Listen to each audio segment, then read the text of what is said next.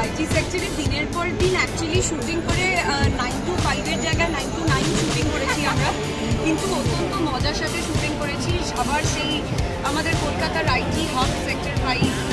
ফিরে আসা এবং নতুন একটা আমরা নাচবো কখনো সত্যিই ভাবিনি, এরকম একটা প্ল্যান ভাবিনি। অনেক ধন্যবাদ উইন্ডোজকে, কারণ ওরা প্রত্যেকবার এত ইনোভেটিভ প্রমোশনাল আইডিয়া নিয়ে আসে এবং একদমই তাই না, পুরোটাই যেহেতু এই সেক্টরের মানুষদের লাইফস্টাইল নিয়ে আমাদের খুব ভালো লাগছে যে উইন্ডোজ এরকম একটা জায়গা সিলেক্ট করেছে আমাদের করার জন্য এবং খুব ভালো রেসপন্স পেয়েছে। এবার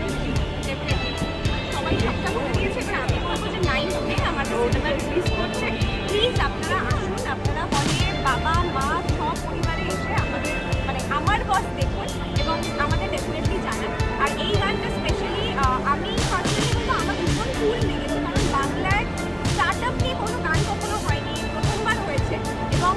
মানে এতদিন গানটা গিয়েছে এবং আমাদের সিজি আর দিশা এরা দুজন র্যাপ করেছেন অ্যান্ড অফকোর্স আমাদের সবার ফেভারিট তাই সব মিলিয়ে খুব এনার্জেটিক একটা গান, খুব রিলেটেবল একটা গান। তোমরা যারা এখন মাইকের ওই সাইডে বসে মানে মাইকটা করে রয়েছো, আই এম শিওর তোমরাও গানটার সাথে খুব রিলেট করতে পারবে। আমাদের যদি একটা ভিডিও না আজকে পৌঁছে তাহলে তোমরাও বসে থেকে বোকার হবে। তাই আই এম শিওর এই গানটা আমাদের জেনারেশনে যারা যারা আমরা এখানেই কাজ করি সবাই খুব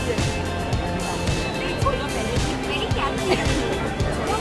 পজিটিভ ভাইব মানে বারবার বলা হচ্ছে যে যখনই হাল ছেড়ে সেটা থেকে আবার ওঠা, তো এটা আমাদের গানের মাধ্যমে একটা বার্তা পৌঁছানো এবং সেখান থেকে আমরা চাই ডিমোটিভেট না হতে হবে আর গানটার মতোই এনার্জেটিক হতে আর এনার্জি নিয়ে 9 তারিখ আমার বস দেখতে হবে সবাইকে। আজকে আজকে নাচ করে দেখিয়েছি সবাইকে,